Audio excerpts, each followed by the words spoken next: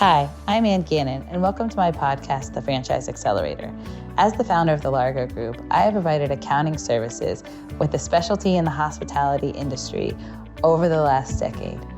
I have prided myself on finding a way to work with my clients, not just where their businesses are today, but working with them to scale.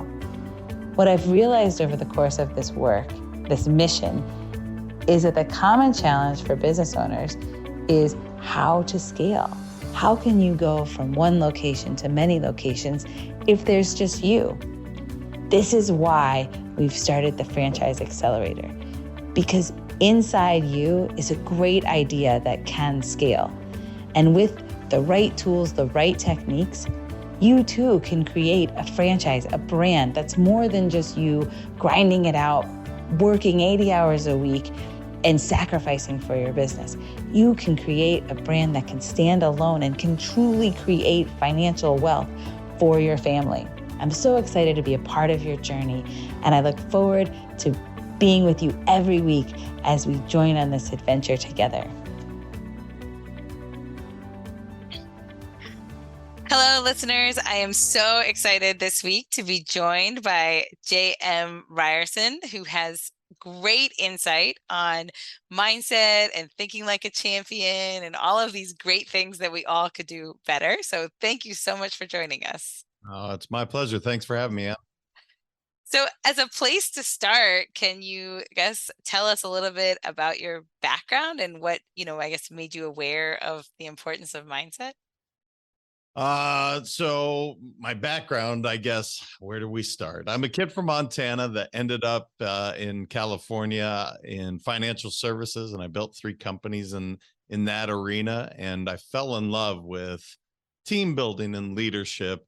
Along that path, I just love to read. It's one of my favorite things to do is to read and then share that knowledge.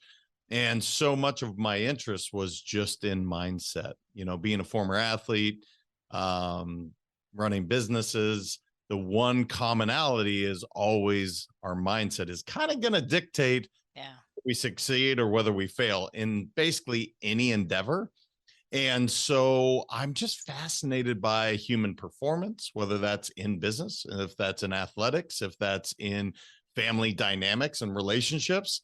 And so I started this company, Let's Go Win, because of the first book I wrote. Actually, I wrote it for my kids because I wanted to share stories from my parents and grandparents and authors and mentors, so that if I died, that my kids would have at least a idea of some philosophies that have served me well. Perhaps they don't skin their knees as many times as I did. And so it just led me on this amazing path of doing the podcast and coaching. And so I just love it. And anything I can do to help somebody achieve more than they thought they could, it's just anything I can do to be a part of that. It just really gets me out of bed, and it's exciting. Yeah, so I think we have kind of a similar journey. So talk about, I guess, some of the lessons you learned in your athletic journey. Like, what was that like? Well, every athlete knows failure. They know it well. Yes. They learn to enjoy and embrace it. And if they don't, well, it's going to be a long, long path. So for me, it's funny. My athletic career is not what I expected it to be. I ended up having 3 major knee surgeries, and that's not ideal if your goal is to continue. And I guess why I tell you that is so much of who I was labeled as JM, this athlete, whether it's a basketball player, a football player, baseball player, swimmer, like all these things. I accepted these labels and I really embraced them. And when that's all gone, now what? And so that's where, I think that after the 3rd knee surgery, which really derailed my college career, it was like, okay, now who are you? And so I went on this self-discovery of who that is. I ended up studying abroad and just dove into some amazing books that helped guide me. And so, yeah, as an athlete, it was more not so much of succeeding, but more of dealing with failure and loss and my identity kind of being stripped away. So that was kind of I look at it now and it's like, that was an amazing, it sucked in the moment, man. It was horrible. Yes. But it's the best thing that could have happened. Now I get to share that experience with my boys so that if something happens to them, it's not so dramatic. And it's like, okay, now what? I completely agree. I played, professional golf, and I think you're 100% right that you get beaten down in sports, but you have so many life lessons of how you have to pick yourself up and carry on. And I think, for me, I think sometimes in business, people don't realize how mental it is or how much mindset matters. Or I feel like in sports, because if your mindset isn't right, you lose, right? At least in golf, like if your mindset isn't there in the first tee, you're done. But I feel like in business, if you're not showing up every day with a good mental attitude, I mean, that really impacts your business. So talk to us a little bit about that, like, how people should be more aware of their mindset. Well, being that you're a former professional golfer, no one knows mindset better and more painfully than a golfer. So being So true. able to leave it and move on to the next shot literally in that moment and forget, it's amazing. So I've worked with some professional golfers. I think it's amazing. To your question, in terms of mindset, I ask people this question every day. What are you doing to grow your mindset? And typically, Anne, I get blank stares back. Yeah. And that's when I just say, okay, so we don't have a plan. Can we maybe develop one, assuming we agree that there's importance to having a mindset, right? Like to having a positive mindset, because here's the deal. Life is going to happen. It happens to all of us, right? We all have our woe is me story.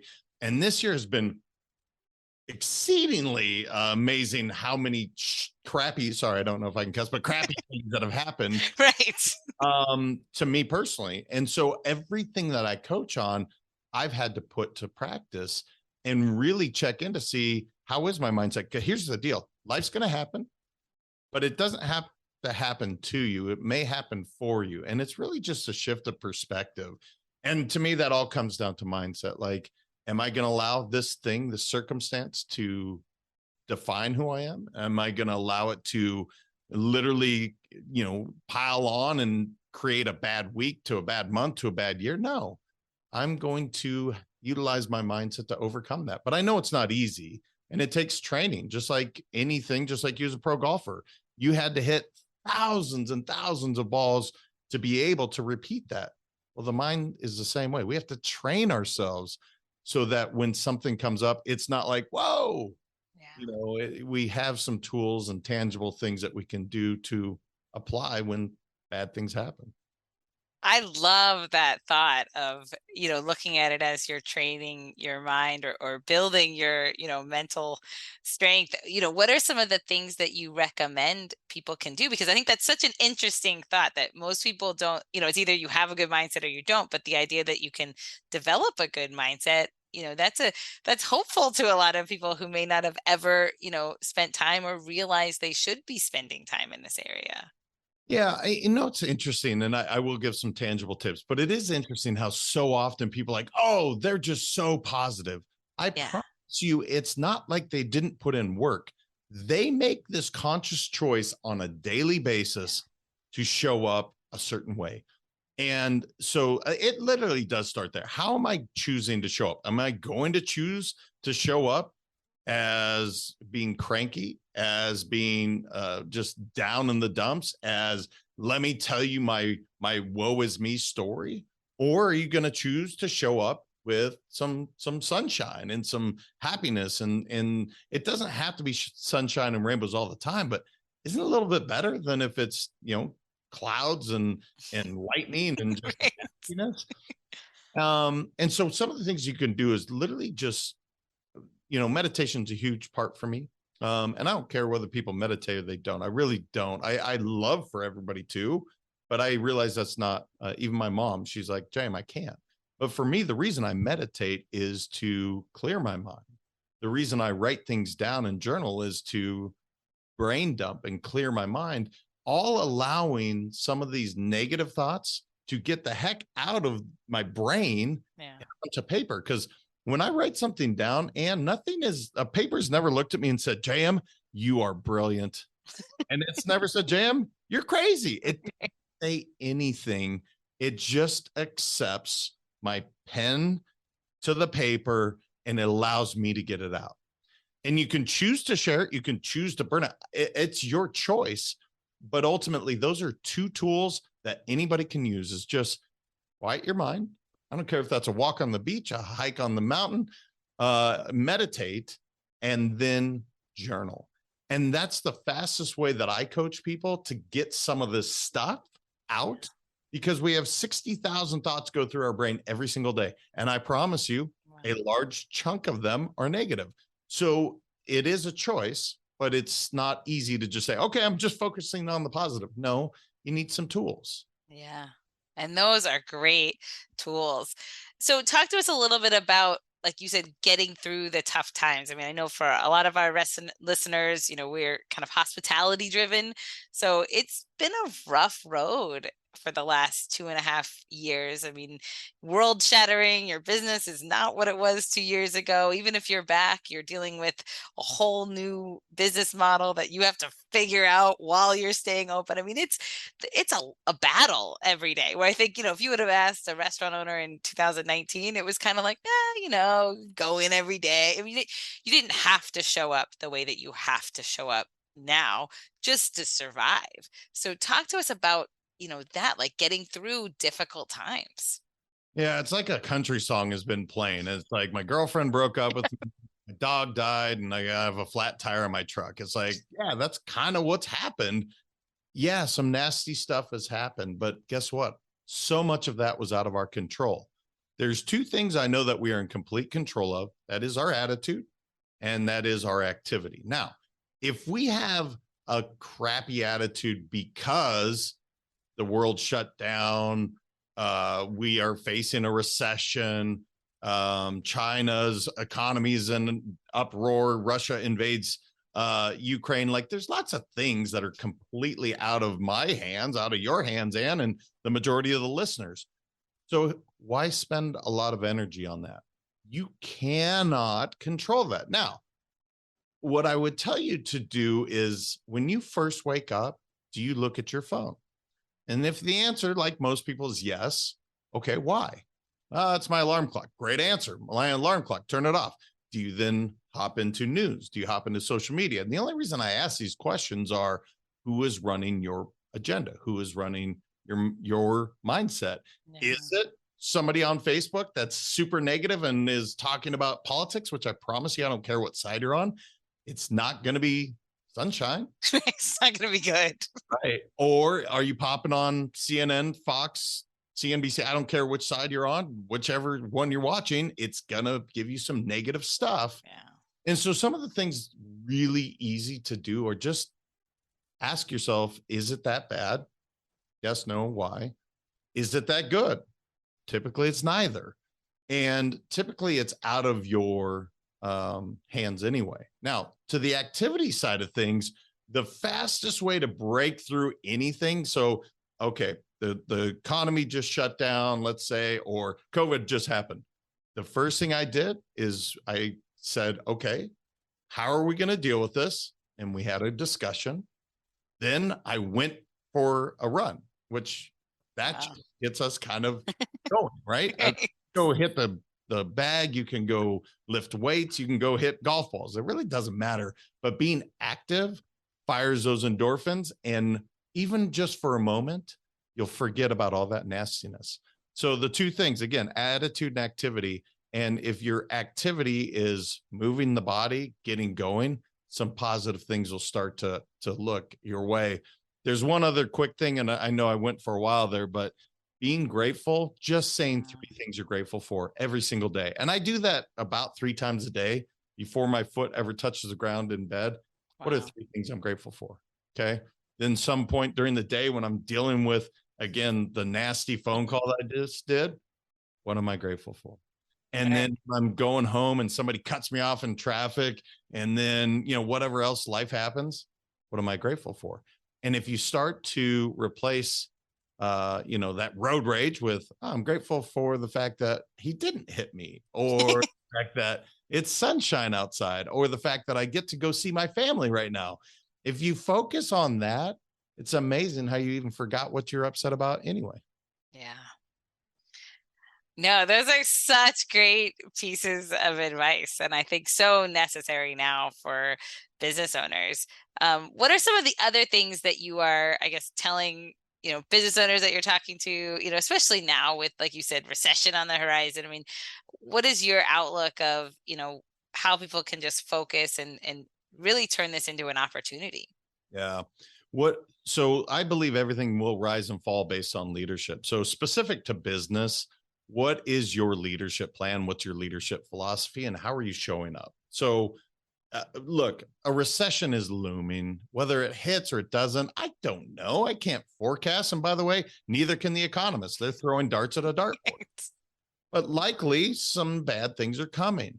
Now, all the companies that survived and thrived in recessions had one thing down, and that was their leadership and their culture.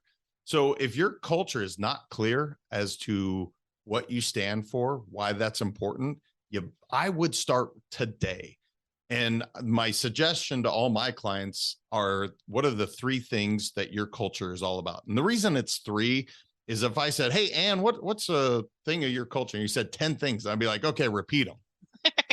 Good luck. But if I said, what are the 3 things?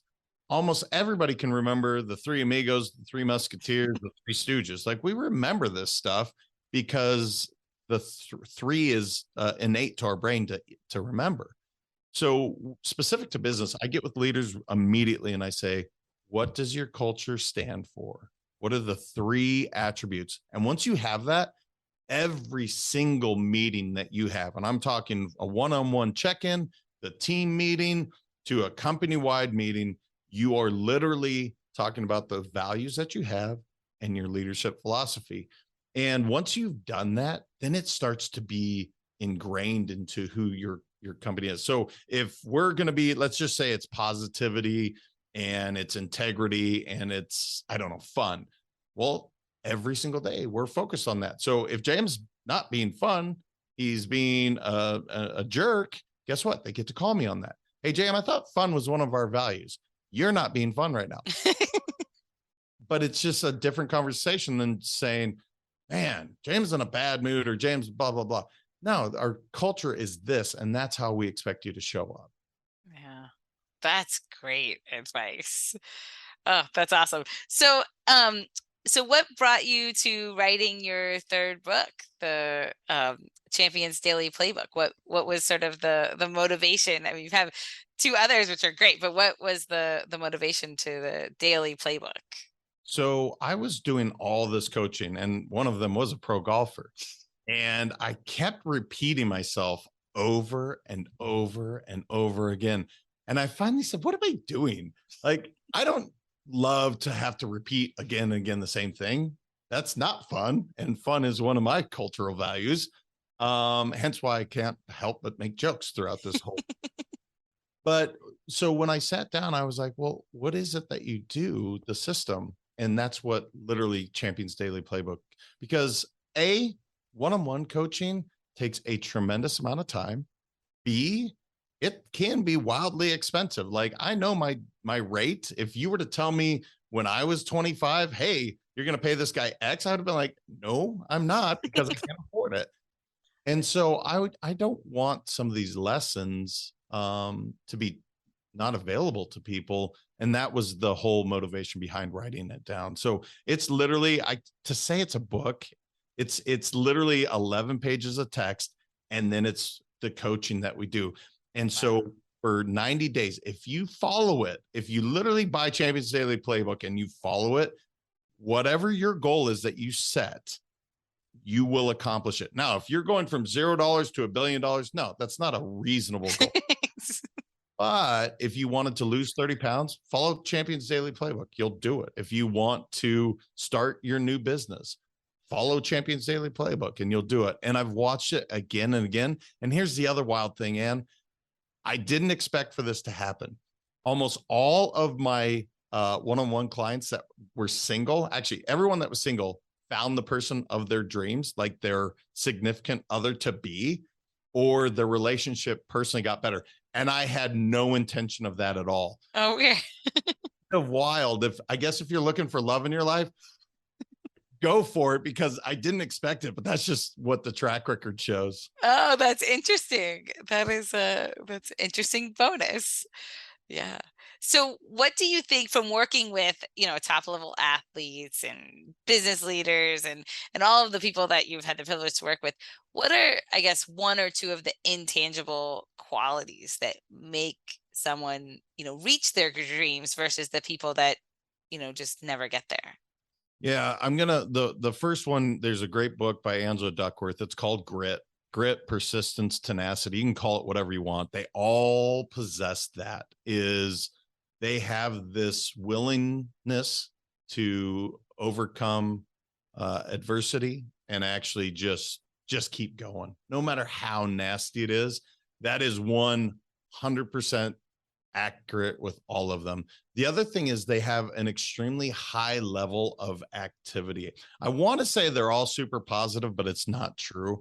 I know some really high level execs that, man, they're crushing it, and at least financially, but they're kind of jerks, if I'm being honest. So I can't say that, but I will say their activity is so high.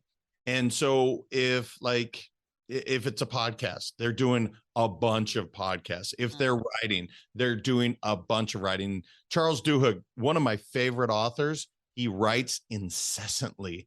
And guess what? Some good things come from that. So whatever you're trying to do a lot of it. And guess what? You start to get good at it.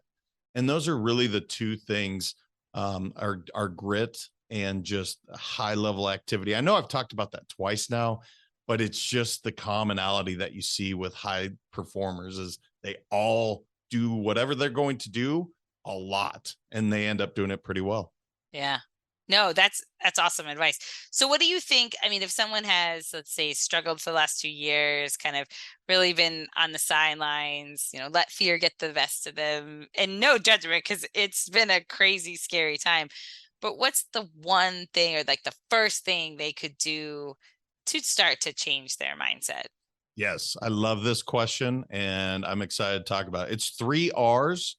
And if you guys want to write this down real quick, because you're going to be like, that's 4 R's. That's not, it's only 3. So the first thing is to recognize that fear. So whatever that fear is. So let's say it's public speaking. I am afraid to public speak. Well, technically we public speak all the time. It's just your perspective, but let's just say that's the fear. Write that down. My fear is public speaking. So that's R, is recognize. The second R is to release it. So when you release it, you recognize it and write it down. I don't know if I said that, but you write it down. So it's visible, you have it. Okay. Now we're going to release it. We are going to burn that fear. We're going to eat that fear. We're going to maim that fear. I don't care. Shred it. Get rid of it. Take whatever that fear is that you wrote down and you get rid of it altogether.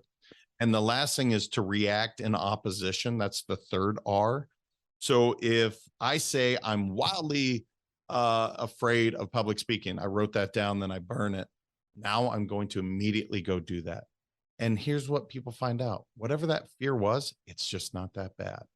Now, that fear's going to keep coming up, and it'll happen again and again. And so you're going to do that 3R process quite often until it just becomes, hey, what was I fearful of again? Yeah. And you'll see it all the time. I've seen it with definitely public speaking. I've seen a ton of it around money. People are fearful. And I'm like, write that stuff down, because that's all a mindset. That's literally you create in your head. And so whatever fear that you've developed, it is something that's developed, because the truth is false evidence appearing real. That's what fear stands for. It's not real, but in your head, it feels so real. So when you write it down on paper, now we're making it real, and then we're just going to take care of it. I like to burn it just because, I don't know, I like to burn stuff, I guess.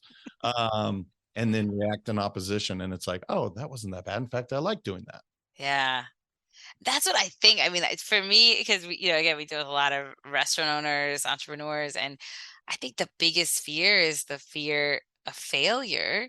But yet when you get your fear that your business is going to fail, right? And I think that's where COVID, it almost in many ways forced people through it, because you couldn't stand back and do nothing as a restaurant owner because you literally had zero sales and you had all these bills. So you were so bad all of a sudden that you had to get through the fear. And what I saw was, for a little bit of time, people actually were able to move past the fear and just say, you know what, we're doing, like almost adrenaline, like when you're in such a bad situation. But now that it's sort of like COVID's gone away, I feel like the wave of fear has just come back, like doubled over almost. So and I feel like a fear of business failure is so intangible. Like it's not really a fear of anything that exists. It's just something, like you said, that's in your mind. So what is your advice for that fear? I'm going to give you, Lao Tzu is a famous Taoist philosopher. Okay. Tao, Tao is how it's pronounced. But anyway, he said something and I just simplified it because I was like, oh man, that sounds really good. Hard to remember. But the basic premise is this: past is pain, future is anxiety, present is everything. So does that mean everything in your past is painful? No, I have tons of great memories in my past. But if I keep going back to that past about how great it was back then, what am I telling myself about my present status? It's not great. And if I'm sitting there worried about my business is going to fail, or is China's economy going to collapse, like that's just future anxiety that again, if I stay in the present moment, what is actually happening right now? Because the only thing we have control of literally is this one moment. So I'm with Ann. I'm going to give Ann 100% into her audience. And after I'm done, then I'll go on to my next thing. I'm not thinking about what I have to do tonight or what I have tomorrow. I'm giving everything I have. And hopefully that comes across as a great episode and I'm really present, which I'm having a great time. Me too. But the whole idea is just stay in that present moment at all times. Stop getting ahead of yourself and thinking about what ifs. You don't know. I've done this practice now. I'm working on my fourth 5-year goal in my professional career. No, fifth. Geez, I'm aging myself now. And the previous 4 times I've done that 5-year goal, I have been wildly inaccurate in what I predicted would happen. 3 times I was wrong and it was way more positive. 1 time I was definitely in the other. 2008, 9, and 10. Right. But the truth is I had no control over any of those circumstances. So why spend any energy on it? Because that future is anxiety, and anxiety sucks. No one wants to feel that way. So if you can just stay in that present moment, you won't feel so much angst. Yeah, that is such good advice for business owners. Oh, you have so many great words of wisdom. It's incredible. So where can people find you if they want to learn more, follow you, read more about you? Oh, thank you. So letsgowin.com is my website. There's free articles. And I guess if you get the books, they're there. Let's Go Win podcast, which I know I'm on your podcast right now. Awesome podcast. Keep listening to this. But if you just want to change up and hear this other dude every once in a while, it's Let's Go Win podcast. And then Let's Go Win 365 on any and all social media. And if you reach out, it won't be a bot getting back to you. It will be me. And I would love to connect. So, and I just thank you for having me. This has been a lot of fun. You have, by the way, great smile. You have this amazing smile and energy. And I'm sure everyone that is blessed to be around you gets to feel that. So I was blessed to be with you for the last 30 minutes or so. No, this was great. So thank you so much again. And I wish you best of luck in the future. Thank you.